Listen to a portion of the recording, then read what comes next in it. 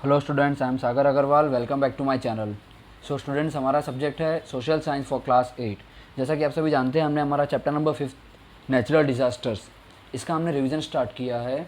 अब हम देखेंगे इसमें कि जैसे आपको मैंने कल बताया था इंट्रोडक्शन पार्ट में कि अर्थक्वेक क्या होता है और नेचुरल डिज़ास्टर क्या होता है। नेचुरली जो प्रॉब्लम क्रिएट होती है उसे हम क्या कहते हैं, नेचुरल डिज़ास्टर। जो कि मैन मेड नहीं होती है, वो नेचुरली ऑकर होती है, वो कुदरती तौर पे ऑकर होती है, वो कुदरती तौर पे ही होती है।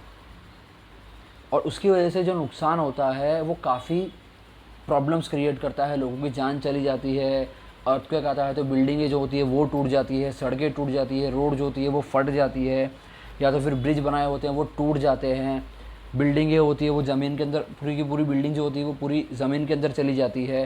तो ऐसी कई सारी प्रॉब्लम्स होती है जिसकी वजह से काफ़ी प्रॉब्लम्स होती है, काफ़ी नुकसान होता है, या फिर काफ़ी लोगों की जो होती है वो जान भी चली जाती है। तो ये किस वजह से होता है, नेचुरल डिज़ास्टर। ये नेचुरली ऑकर होता है, उसे हम क्या कहते हैं, नेचुरल डिज़ास्टर। तो हमने देखा था कल एक टॉपिक हमारा अर्थक्वेक के बारे में। अर्थक्वेक किस तरीके से ऑकर होता है, मैंने आपको बताया था। अर्थक्वेक जब ऑकर होता है वो किस तरीके से होता है, अर्थ सरफेस के नीचे की जो प्लेट्स होती हैं वो खिसक जाती है, और उसकी वजह से जो वाइब्रेशन और शेकिंग क्रिएट होता है तो उसे हम क्या कहते हैं, अर्थक्वेक, उसे हम कहते हैं भूकंप। तो आज हम हमारा नेक्स्ट टॉपिक जो इस वीडियो में देखने वाले हैं, हमारा नेक्स्ट टॉपिक है वॉल्केनो।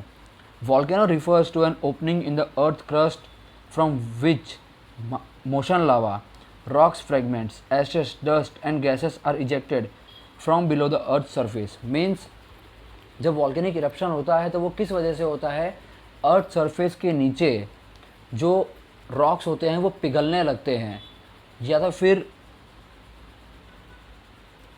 प्रेशर इतना हाई हो जाता है, वहाँ पे टेम्परेचर इतना हाई हो जाता है जिसकी वजह से जो रॉक्स होते हैं वो धीरे धीरे पिघलने लगते हैं और वो गैस फॉर्म लेने लगते हैं, जिसकी वजह से प्रेशर इतना ज़्यादा हो जाता है कि वो गैस फॉर्म में कन्वर्ट होने के बाद अपने आप को बाहर की तरफ पुश करता है।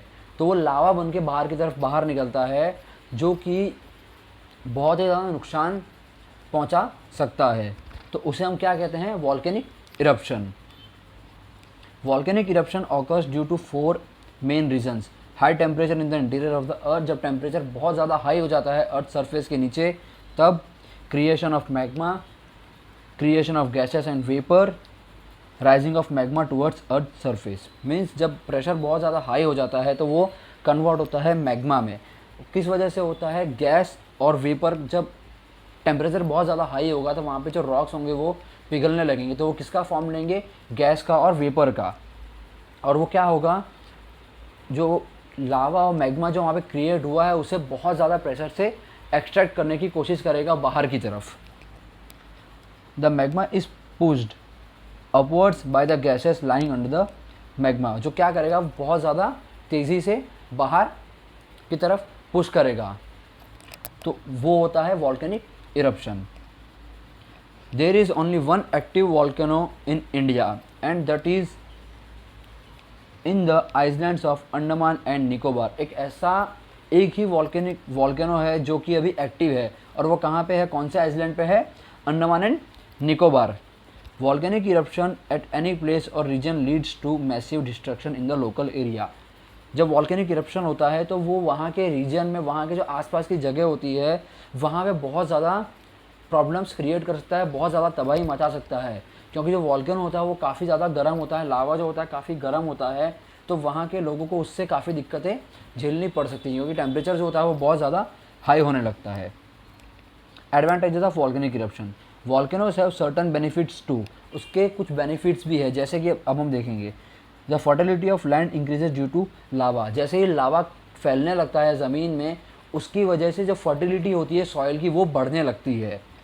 The agricultural production is very good due to fertile land in Java and Sumatra. ये दो जगह ऐसी है जहाँ पे एग्रीकल्चरल प्रोडक्शन बहुत ज़्यादा होता है।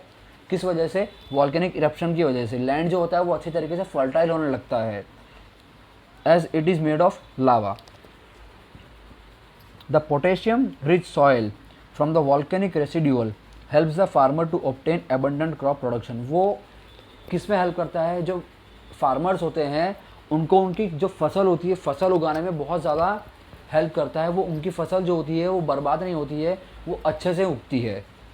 The hot water springs in the areas of volcano have germ killing property and that cures skin diseases to.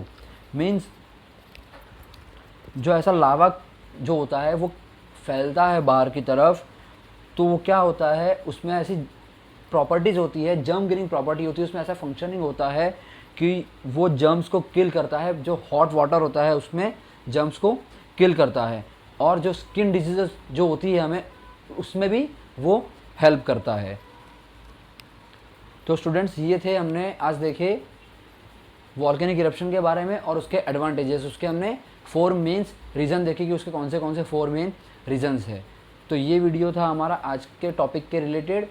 Next video में हम हमारा नेक्स्ट टॉपिक जो है वो कवर करेंगे, तब तक इस वीडियो को देखिए और समझने की कोशिश कीजिए। Thank you students.